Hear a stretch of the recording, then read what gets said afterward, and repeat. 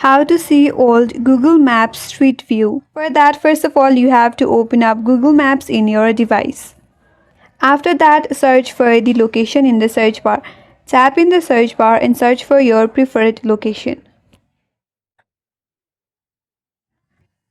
After that, tap and hold on a place or a road, and you will see a pop-up in your interface that is the Street View thumbnail. So you have to tap on it. So in this street view, you can see the more dates at the bottom of the screen. You can swipe up a bit and a timeline of past images will be shown here. You can select a date and explore the older views of that place. So in this way, you can view old street view in Google Maps. And that's all for today's video. Hope this video was helpful, and if you're new to our channel, consider subscribing. Thank you for watching and stay tuned for more videos.